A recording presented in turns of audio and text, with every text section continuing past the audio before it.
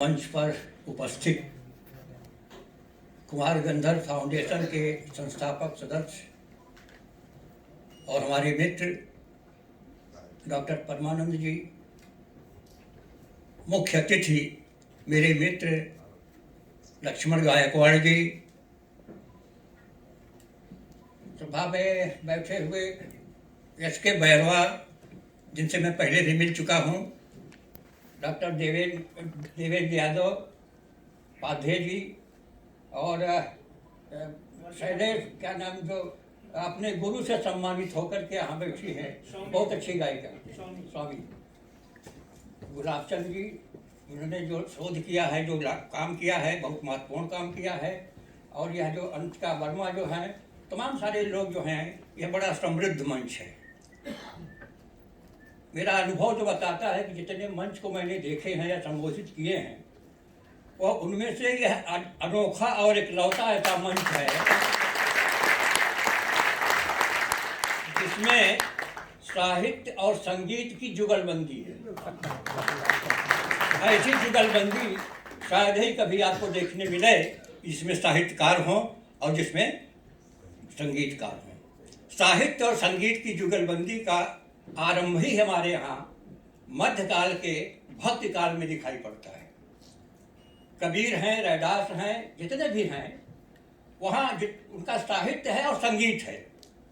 वह काल ऐसा था जहाँ पर कि संगीत के साथ साहित्य की जुगलबंदी बराबर चल रही थी। गुरु नानक हैं, जितने सूफी संस्कार हैं, और सूफियों का तो पूरा का पूरा साहित्य ही उनका संगीत बना हुआ है। उनके जो होते थे उनमें सब संगीत, सूफी संगीत बजता था। भारतीय संगीत को सबसे ज़्यादा समृद्ध करने वाली परंपरा हमारे यहाँ मध्यकालीन संतों की थी और उनके संगीतकारों की थी। वह तमाम ऐसे संगीतकार वहाँ से रखे हुए, उसी की परंपरा में शायद आज यह मंच हमें दिखाई पड़ रहा है। कबीर और रैदास का है, तो अभी आपने जो सुन रहे थे, या रैदास की बाणी, कबीर की बाणी, तमाम गाड़ी जो है, तो इसलिए भी मैं कहूँ कि जो जितने शास्त्रीय संगीत गायक हैं, सबने सूर के भजन गाए, तुलसी के भजन गाए, या उनको कबीर गाए, रैदास के गाए, लेकिन कुमार गंधर्व एक ऐसे विशिष्ट थे जो बड़े आकर्षक मुझे लगते हैं कि उन औरों से भिन्न सबसे ज़्यादा पद उन्होंने कबीर को गाया है। थोड़े थोड़े और लिए होंगे, इसलिए उन गायकों में कुमार गंधर्व इसलिए अच्छे लगते हैं कि उनके भीतर एक लोक धर्मी चेतना है। कबीर रैदास में एक लोक धर्मी चेतना है। कोई समृद्ध और महान हो ही नहीं सकता जब तक कि लोग की जमीन से न जुड़ा हो। हर साहित्यकार को अपने पैरों के नीचे की जमीन को देखना चाहिए, वह कहाँ से आया है, कहाँ खड़ा है, उसे नहीं भूलेगा। तो इसलिए वह जो है एक सच्चाई के साथ, बैरवा साहब ने 2 खाना खींच दिया ना, एक झूठा और सच्चा, और झूठ के बरक्स सत्य की परंपरा जो लड़ रहे हैं। मैंने उसी दूसरी परंपरा की खोज की है। वहाँ पर जैसे जो हमारी दूसरी परंपरा है, जो पहली परंपरा ब्राह्मणवादी परंपरा है, जो शास्त्रों की परंपरा है, जो काल्पनिक ज्ञान हमारे सामने परोसती है, और दूसरी परंपरा है बुद्ध की परंपरा, कबीर रैदास की परंपरा, ज्योतिबा फुले और अम्बेडकर की परंपरा। दूसरी परंपरा है जो मानवतावादी परंपरा है, जो पहली परंपरा के विरोध में इसलिए हमारी परंपरा चिंतन की परंपरा, विरोध की परंपरा, या गलत के अन्याय के प्रतिरोध की परंपरा जो उतनी ही पुरानी है जितनी वर्ण व्यवस्था की स्थापना की परंपरा है। तो जितनी पुरानी वह परंपरा ब्राह्मणवादी परंपरा है, उससे कहीं ज्यादा पुरानी हमारी श्रमण परंपरा रही है, बुद्धों की परंपरा। और जहाँ तक उसकी बात है, मैंने बड़ी अच्छी बातें कही हैं। और हमारे मित्र जो हैं लक्ष्मण गायकवाड़ साहित्यकार हैं, बहुत अच्छे ढंग से बातें की हैं। वर्ण व्यवस्था की जो नीति है, एक जो घड़े के मटके की तरह का उदाहरण दिया, 4 कोले के नेकी 4 खाई है, ऐसा किला बंद है कि उसमें 4 महल हैं। तो जैसे होता कि 4 महल हैं, लेकिन उसमें एक दूसरे से मिल नहीं सकते, वो नीचे जाते हैं वहाँ से लेकर के। तरह तरह के उदाहरण डॉक्टर अम्बेडकर ने दिया है। आज़ादी के बाद हमने क्या पाया? अब यह कहना कि सब बड़ा बदल गया है, सब कुछ नहीं बदला है, बल्कि और ज़्यादा घनीभूत हो गया है। आज तो आप देख लें, अगर आज कबीर होते, आज अगर और ऐसे लोग होते, बाबा साहब होते, तो या तो आप जेल में होते, या FIR दर्ज हुआ होता, या कुछ नहीं। ऐसे समय में आप जो है कबीर को याद कर रहे हैं, और वहाँ पर आपके हमारा हिंदी क्षेत्र इतना जड़वादी है, इतना सामंतवादी रहा है कि यहाँ पर लेकर के चीज़ों का उतना विकास नहीं हुआ है जैसा कि आप देखेंगे वहाँ से लेके। क्या आज़ादी मिली है वहाँ, कितनी आज़ाद है हमारे देश की स्त्रियाँ। रोजाना जिसके साथ बलात्कार हो रहे हो, हत्याएं हो रहे हो, और उस पर कोई नहीं डूब रहा हो, और क्यों बलात्कार और पान जो है वो दलित स्त्रियों का, आदिवासी स्त्रियों का, परिवार स्त्रियों का होता है। और बलात्कारकारी जो होते हैं क्या होता है कि वह कहीं पकड़ में नहीं आते हैं, बलात्कारी छूट जाते हैं अगर आएंगे तो।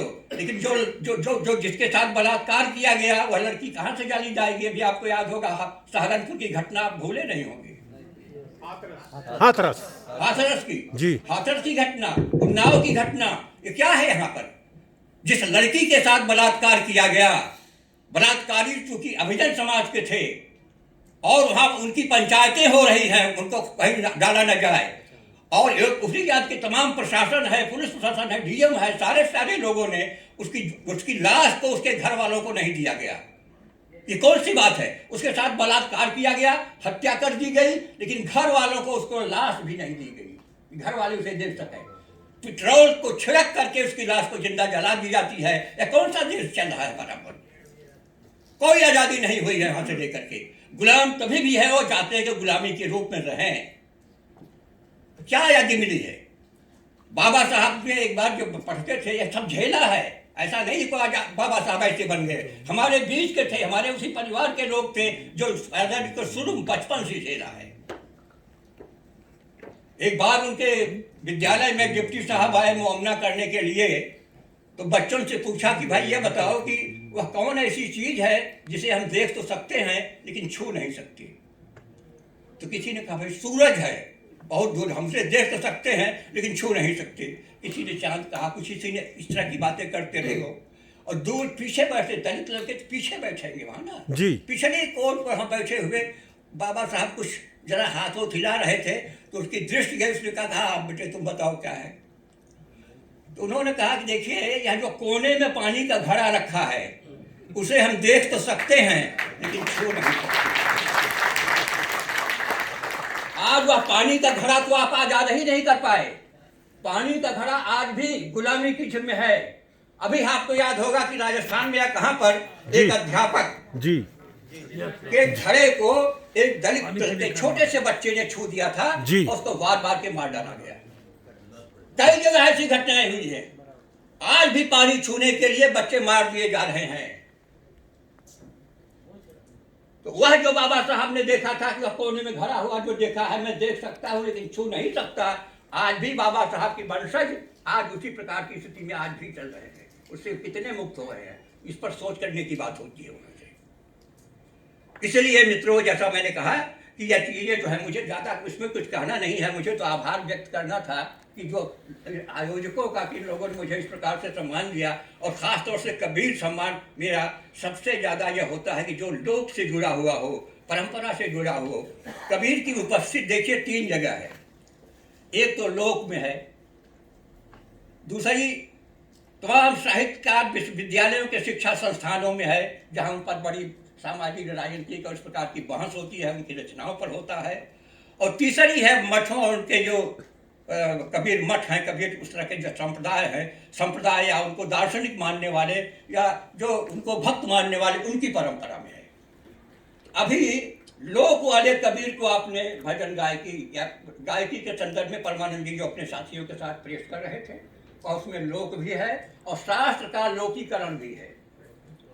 कबीर ने शास्त्र को चुनौती जितनी दर्ज दी है, आज के इस युग में मैं कह रहा हूं, तमाम मार्क्सवादी तमाम लोगों के होने के बावजूद वैसी चुनौती आज तक किसी ने नहीं दिया शास्त्र को।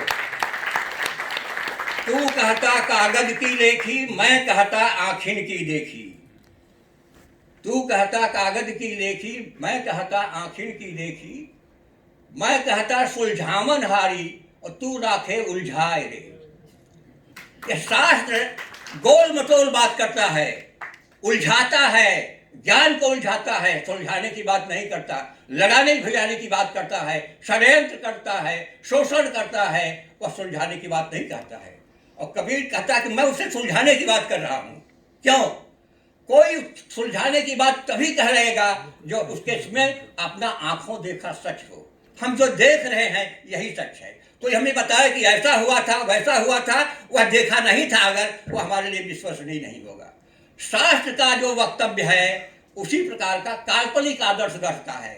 बड़ा अच्छा लगता है। यत्र नार्यस्तु पूजन्ते रमन्ते तत्र देवता, बड़ा आकर्षक लगता है। और आज भी जब कोई उदाहरण देता है, अरे भाई देखिए तुम्हारे वेद शास्त्रों में, धर्म ग्रंथों में लिखा हुआ यत्र नार्यस्तु पूजन्ते रमन्ते तत्र देवता, ये काल्पनिक है, इसे कभी इम्प्लीमेंट नहीं किया गया। जो जो काल्पनिक सिद्धांत जो है वैसा है जैसे सोने का गहना होता है। कम बहुजन समाज की स्त्रियों के लिए सोने का गहना होता है, कभी कभार शादी विवाह में पहन लेने के लिए होता है, कभी कभार शादी विवाह में पहन लेने के लिए होता है। गरीब परिवारों की बात मैं कर रहा हूं, उन परिवारों की ना जो हम हीरा मोती में जड़े हुए रोज पहले रहती हूँ। तो उनके लिए काल्पनिक जो सिद्धांत इनके बनाए गए हैं वह उसी सोने के गहने की तरह है जो कभी कभार पहने जाते हैं। रोजाना पहनने वाले गहने दूसरे होते हैं। तो सिद्धांत यह है, व्यवहार बड़ा महत्वपूर्ण है। कबीर लोक ज्ञानी थे, रैदास लोक ज्ञानी थे। उत्तर भारत के सारे संत परंपरा लोक ज्ञानियों की परंपरा है। वो शास्त्र ज्ञानी नहीं थे। पोथी पढ़ पढ़ जगमुआ पंडित भया न कोय, ये पंडित पोथी पढ़कर पंडित हो जाना एक बात है, बिना पढ़े कबीर जैसा चिंतक विचारक हो जाना बिल्कुल दूसरी बात है। क्योंकि उसकी परंपरा के पहले आप ध्यान दीजिए कि दुनिया का सबसे ज्यादा 20वीं शताब्दी में दुनिया में सबसे ज्यादा पढ़ा लिखा जाने वाला, सबसे बड़ा अर्थशास्त्री, सबसे बड़ा समाजशास्त्री अगर कोई था तो भारत का अंबेडकर था। और वह लड़ाई जो लड़ रहे थे वह नेल्सन मंडेला की लड़ाई थे। वह लड़ाई जो लड़ रहे थे मार्टिन लूथर किंग द्वितीय की लड़ाई से कहीं ज्यादा मजबूत लड़ाई थी। क्योंकि ये मार्टिन लूथर किंग या नेल्सन मंडेला नस्लवाद के खिलाफ लड़ रहे थे। गोरों और कालों के बीच की लड़ाई थी, जो गोरे हैं और काले हैं। बाबा साहब की लड़ाई हजारों जातियों, हजारों उपजातियों में बटे हुए समाज की लड़ाई थी, जो उनमें धकेले गए हैं। जातियों के जंजाल को कैसे काटा जाए, इन रिलेशन ऑफ कास्ट का आज तक कहीं होना यह चाहिए था। किसे पाठ्यक्रम में बहुत पहले से बच्चे पढ़ते, बौद्ध धम्मा इसे पढ़ते वहां से लोग, लेकिन यह नहीं है, कहीं नहीं मिलेगा। अब पढ़ाए जाएंगे रहे हैं जिनका कहीं कुछ नहीं है। अब अटल बिहारी वाजपेयी पढ़ाए जा रहे हैं, अब अपना जो रख रहे हैं, मीरालाल को पाठ्यक्रम से निकाल दिया जा रहा है, प्रेमचंद को निकाल दिया जा रहा है। और कबीर अगर बचे हुए हैं, रैदास बचे हुए हैं तो इसलिए कि लोग वह जानता था।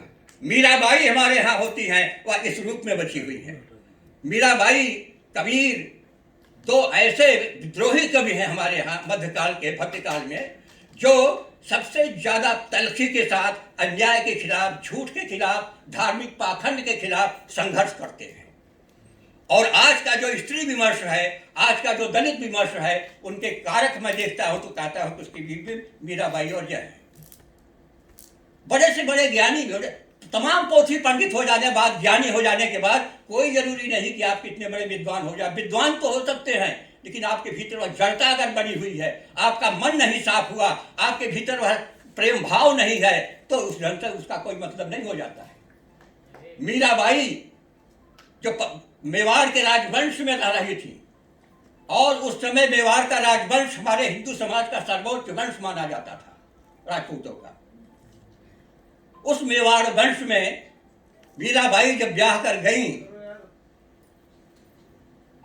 और अपनी पितामही सास और तमाम सारी शिष्यों के बीच में, तो उनसे जब उनकी देवी की पूजा करने की बात कही गई तो कहा कि मेरे तो गिरधर गोपाल दूसरो न कोई, मैं तो कृष्ण भक्त हूं, राजभक्ति नहीं, सामंतों के परिवार की जो भक्ति है उसमें मुझे नहीं करनी है। और कितनी प्रताड़ना हुई, उनका देवर राणा जो गद्दी पर बैठा हुआ था, कितना अन्याय किया, कितना अत्याचार किया, कितना गालियां दी थी उनको। और उस राज परिवार की सारी स्त्रियां भी उसके साथ थी, सबका सुनती रही हैं। और उन मीराबाई ने देश को छोड़ा। राडा थारो देश बड़ो रंगरूरो, थारे मुल्क में भगत बसाई नहीं, लोग बसाई सब कूड़ो। तुम्हारा सामंती समाज कूड़े का घर है, इसमें मनुष्य नहीं रहते, इसमें साधु संतों का सम्मान नहीं है, और यह जो तमाम है वह इस ढंग के लोग हैं। और वहां से निकल करके चली गई वृंदावन, जो उस समय भक्ति का सबसे बड़ा केंद्र था उत्तर भारत का। तो उस समय गौड़ी वैष्णव परंपरा के, बंगाल की जो गौड़ी वैष्णव परंपरा रही है, वृंदावन में उसका बड़ा महत्व था। वह लोग छाए हुए थे। जीव गोस्वामी, रूप गोस्वामी जैसे आचार्य वहां थे बैठे हुए। तो मीराबाई गई, जीव गोस्वामी जिनकी बड़ी चर्चा थी, उसमें बड़े दार्शनिक थे, बड़े चिंतक थे, तो उनसे मिलने के लिए जब गई, कहलवाया कि जा करके, तो वो गया नौकर कहने की भाई बीच में एक महिला, एक स्त्री आई हुई है, वो आपसे मिलना चाहती है। तो उन्होंने कहा जाओ कह दो मैं किसी स्त्री से नहीं मिलता जलता। या गोस्वामी आचार्य जिन्होंने उज्ज्वल नीलमणि जैसे तमाम ग्रंथ लिखे थे, बड़ी पोथियां लिखी थी, वो आदमी यह कहता है कि मैं किसी स्त्री से नहीं मिलता।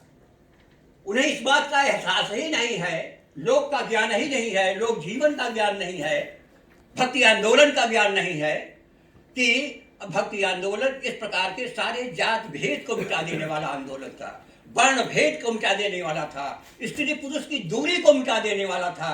जब कबीर ने आह्वान दिया कि कबीरा खड़ा बाजार में, जो क्या है ना, जो सबकी मांगे खैर, क्या है वो, ना काहू से दोस्ती ना काहू से बैर। यह एक आवाज थी, एक नायक की आवाज थी, बहुजन समाज के एक नायक की आवाज थी, जो प्रताड़ित था, जो हाशिए पर खड़ा हुआ था, हजारों साल से जो गुलामी झेल रहा था, जिसका शोषण, दमन, उत्पीड़न किया जा रहा था। स्त्री भी उसमें से शामिल थी। तो तमाम स्त्रियां भी उसमें उसके सामने आई, और तमाम बहुजन समाज के जो देखेंगे आप, उसमें कबीर भक्त के द्वारा आए वहां चले गए। यह हमारा नायक होता है, और हर नायक सपना देखता है। कबीर ने बड़े सपना देखा था, समाज को बदलने का सपना, समाज में जो यथास्थितिवाद है उसको तोड़ करके नए साम्राज्य की बात करना, नए सपने की बात करना। तो सपना होता है जो हमें वह सुनने नहीं देता। कबीर का सपना था, बाबा साहब अम्बेडकर का सपना था, ज्योतिबा फूले का सपना था। सपना वह नहीं जो हम सोते समय देखते हैं, खाना खा कर वह सपना जो हम खाकर सोते हैं, देखते हैं सोते समय, वह सपना नहीं। सपना वह है जो हमें सोने न दे, वह सपना हमें सोने नहीं देता। बाबा साहब का सपना, ज्योतिबा फूले का सपना, कबीर का सपना, रैदास का सपना, नानक का सपना हमें सोने नहीं देता। यह सोचने पर मजबूर करता है कि उन्होंने कैसे सपना देखा था।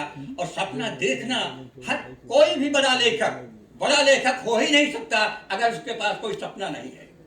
सपना उसका होता है, एक मॉडल होता है, वह कैसे बदलना चाहता है देश को, समाज को, क्या करना चाहता है। ये हमारे महापुरुषों के पास वह सपना थे, इसलिए उस सपने को देखा उन्होंने।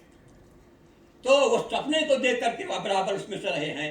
और कबीर कोई साधु संत इस तरह की बात नहीं है। तो देखिए, आध्यात्मिक परंपरा से लेकर उसे गाने बजाने की परंपरा में आने के बाद जो उसका संगीत के रूप में दे ले, लेकिन वह एक बहुत बड़ा क्रांतिकारी था। मैं ऐसा मानता हूँ, हमारे यहाँ तमाम जो बड़े बड़े आलोचक हैं, वे तमाम नवजागरण के चरण बना देते हैं। नवजागरण हमारे यहाँ आया, आज़ादी के बाद जो है तो आधुनिक भारत का नवजागरण आया, क्रांतिकारी नवजागरण आया।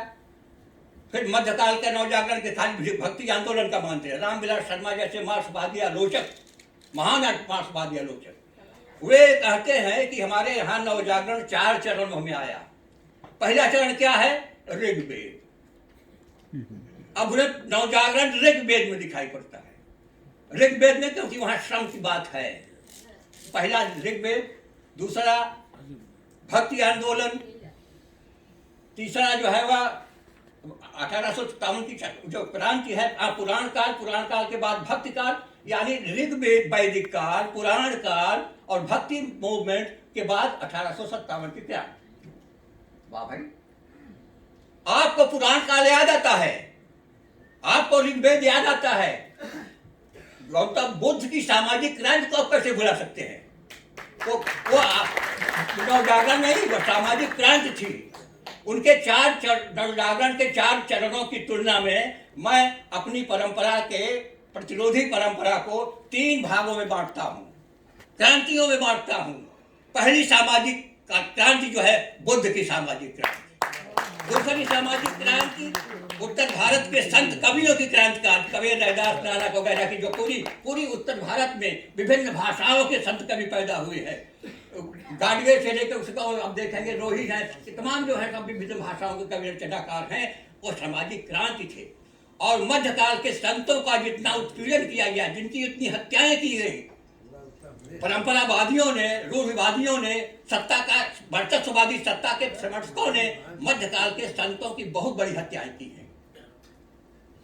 उन्होंने योगदान दिया है अपना। हमारी विरासत इसलिए है कि हमारे पूर्वजों ने हमारे लिए प्राण दिए हैं, जान दी है। आज कबीर और रैदास को हम गा रहे हैं, आज हम कबीर रैदास को याद कर रहे हैं, यह बात नहीं। उनकी विरासत है, क्रांतिकारी विरासत, वह त्याग की विरासत है। उनको कितने झटके गए, कितना उत्पीड़न किया गया वहां से लेकर के, कबीर को लेकर, रैदास को लेकर, वे कैसे जिंदा बच गए, सोचने की बात है। इसे जिंदा रह गए, उनके साथ जनता खड़ी थी। उन्हें सत्ता की तो कोई बात नहीं थी। जिसके साथ जनता खड़ी होगी, समाज खड़ा होगा, उसका आप कुछ नहीं कर सकते। इसलिए मीराबाई भी बची। मीराबाई की बड़ी हत्या करने की कोशिश की गई थी, सांप का पिटारा भेजा गया था, क्या क्या भेजा गया था, है। और पुरोहित लोग कहते अरे सांप का पिटारा भेजा तो उनके पैर में पायल बन गया, क्या तमाशा फटे। लेकिन उसकी इतनी क्रांतिकारी ताकत थी वहां से लेकर नाथ द्वारा में मंदिर में समा गई।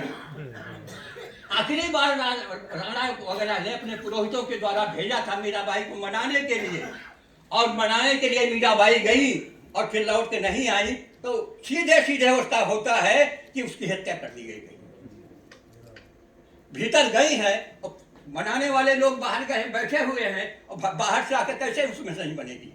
लेकिन उसकी तो महाराष्ट्र तो बड़ा ही समृद्ध प्रांत रहा है ना, वहाँ के लोगों ने उसको मनाते हुए उस पर शोध कर लिया कि किस पुरोहित ने मीराबाई की हत्या की थी। ये पता चल गया। पलटू दास की महाराष्ट्र उत्तर भारत में पलटू दास को जिंदा जला दिया गया। कितने तक पता झाड़ी गई है। तो मीराबाई जैसी एक लेखिका आज के आधुनिक भारत में भी जो स्त्री विमर्शकार हैं, जैसे जो आज की बड़ी विमर्शकार नामिका सिंह है, अमुक है, तमुक, प्रभा खेतान है, यह सब हैं, इनका कहना है कि भाई मीराबाई तो कोई हजारों साल में कोई एक ही हो सकती है। यह स्त्री विमर्शकार का मानना है अगर कि मीराबाई जैसी विद्रोहिणी जो अपने घर और परिवार को सीधे सीधे मेवाड़ के राजवंश को उसकी ठीक नाक के नीचे अपने विद्रोह का बिगुल बढ़ जाती है। राणा थारो देश भरो रंगरूरो, थारे मुल्क में भगत बसे नहीं लोग बसे सब तूरो। तो सामंतवाद राजतंत्र के विरोध मीराबाई का संघर्ष रहा, और पुरोहितवाद के संघर्ष में कबीर का संघर्ष रहा। और वह पुरोहितवाद चाहे मुस्लिम समुदाय का पुरोहितवाद हो और चाहे हिंदू समाज का पुरोहितवाद हो, दोनों ही जो कट्टरपंथी थे, जो समाज को लड़ाते थे मध्यकाल में, हिंदू और मुस्लिम दोनों समाज को लड़ाने के लिए मंदिर और मस्जिद का झगड़ा खड़ा करते थे, उनका सबका परित्याग करना और फिर भी कबीर बना रहना, कोई सीखे कबीर से। पंडित मुल्ला जो लिख दिया, पंडित मुल्ला जो लिख दिया, छाड़ चले हम कछ न लिया। है किसी में हिम्मत आज कहने की?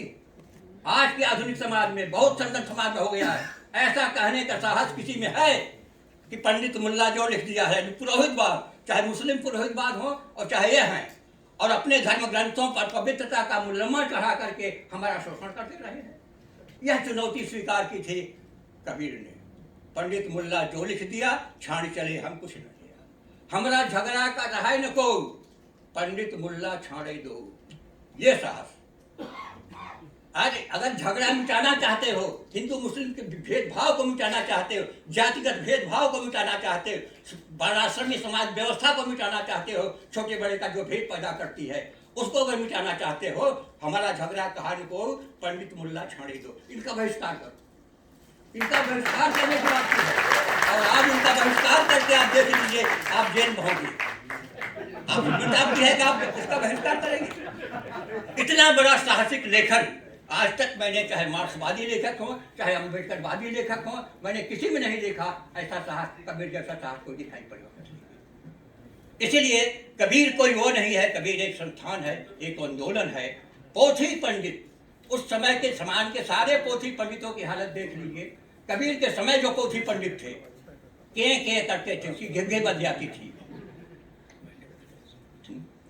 हाँ, बस ठीक है, करता हूँ। तो इसलिए उनके समय के जो शास्त्रवादी पंडित थे वो बगले झापते उस तरह के लिया था। ऐसे ऐसे लोगों की विरासत आप ढो रहे हैं अपनी संगीत की परंपरा में, अपने साहित्य की परंपरा में, अपने चिंतन की परंपरा में। कबीर केवल साधु संत सन्यासी का कोई कवि नहीं था, बल्कि वो बहुत बड़ा चिंतक था। और वो ऐसा चिंतक जो अपने समाज का मूल्यांकन करता था, और समाज का मूल्यांकन करने के लिए उसकी दृष्टि बड़ी ही समेकित थी। एक अक्षर, एक कलम में अगर मुसलमानों के रूढ़वादियों के, तो दूसरी कलम में हिंदू समाज के रूढ़वादियों की, दोनों को पंडित मुल्ला गिनती किया और इसके साथ बात बनाई। अरे इन दो राह न पाई, हिंदू की हिंदुआई देखी, तुर्कन की तुर्काई। और ये नहीं चलेगा। ऐसा जो व्यक्ति रहा है वो हमारा एक आइकॉन रहा है। विरासत का है। कबीर की विरासत बड़ी खतरनाक विरासत है। बाबा साहब की विरासत बड़ी खतरनाक विरासत है, उसको सबको नहीं मिल जाती। वो सांप की कुंडली मारकर बैठा होता है, जो गलत विरासत की ओर जाएगा तो सांप का चलेगा। इसलिए वह विरासत हमारी कीमती है। अम्बेडकर की हो, फूले की हो, सावित्रीबाई फूले की हो, या फिर कबीर की, रैदास की, नानक की, ये पूरे उत्तर भारत में उस समय मध्यकाल के जो संतों की विरासत है, यह सामाजिक क्रांति थी। कबीर रैदास की सामाजिक क्रांति है। सगुण भक्ति वाले सूरदास तुलसीदास की जो साहित्य है वह प्रति क्रांति का साहित्य है। उस जैसे ही बुद्ध की सामाजिक क्रांति के बरक्स शंकर कुमारिल का जो प्रति क्रांति हुई है, उसको सुधारवादियों को की है, वैसे ही कबीर रैदास की सामाजिक क्रांति को इन लोगों ने, तुलसीदास इन लोगों ने बराबर किया है। और आज तुलसीदास का कबीर क्यों इतना महत्वपूर्ण है? आज मार्क्सवादी आंदोलन के लोगों के लिए वह आइकॉन बना हुआ है, अम्बेडकरवादी आंदोलन के लिए भी वह आइकॉन बना हुआ है। तुलसीदास को कोई कहाँ, उनमें आधुनिकता कहाँ है? समाज बदलने की कहाँ प्रेरणा है? तो इसलिए कबीर रैदास को जब आप याद कीजिए तो मानिए कि हमारी एक क्रांतिकारी विरासत है, और उस क्रांतिकारी विरासत को पाने के लिए हमें वैसा ही त्याग देना होगा, छोड़ना पड़ेगा और संघर्ष करके उसको पाना पड़ेगा। तो मित्रों, मैं बात करता हूँ और मैं इसके साथ ही अम्बेडकर क्या नाम जो है कुमार गंधर्व फाउंडेशन के प्रति मैं अपनी वो आभार व्यक्त करता हूँ कि इन्होंने बुलाया, और साथ ही साथ BSS का जो सहयोग से इन्होंने बनाया, तो इसमें BSS के लोग भी बैठे हैं और ये कुमार गंधर्व फाउंडेशन के लोग भी हैं। यह भी एक प्रकार की जुगलबंदी है। यह जुगलबंदी है कि हम आयोजन तो कर रहे हैं कुमार गंधर्व फाउंडेशन की ओर से, लेकिन सहायक के रूप में BSS भी उसमें था। मैं पहली बार जब आया था किसी समय बोले तो लेक्चर कराने के लिए जब मैं आया था तो BSS के लोगों ने बुलाया था। देवेंद्र यादव नहीं वो मौर्य हाल में तो था भैया, विषय तो था वो पेरियार ललाई सिंह यादव। हाँ पेरियार ललाई सिंह यादव की जयंती मनाने के लिए इन लोगों ने मुझे बुलाया था मौर्य हाल में। इसमें बहुत से मौर्य थे, वो बड़े जागरूक थे। वहाँ पर मैंने देखा सबसे ज्यादा लद्दर हमारे OBC समाज में यादव लोग। जितनी घड़ता इनके भीतर है उतनी और OBC की जातियों पर नहीं है। कलाओं में धागा यही बांधेंगे, दुर्गा पूजा का मजा ले, जबकि हम मानते हैं कि दुर्गा पूजा की कैसे दुर्गा के द्वारा उसकी हत्या की गई थी कलावा बांधने के लिए, जी नहीं मानते। तो आज आप लोगों ने एक बहुत बड़ा आयोजन किया, उसमें मुझे बुलाया, मैं उसके लिए आपका कृतज्ञ हूँ। BSS का भी, हमारे कुमार गंधर्व फाउंडेशन का तो भाई हूँ, सभी के प्रति अपना आभार व्यक्त करता हूँ। धन्यवाद।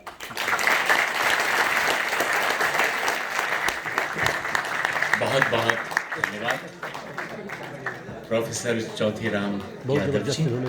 आपने आज के हमारे इस आयोजन में बस 2 मिनट के लिए आपको और रुकना है, सिर्फ 2 मिनट के लिए। आपने हमारे आयोजन में कबीर सम्मान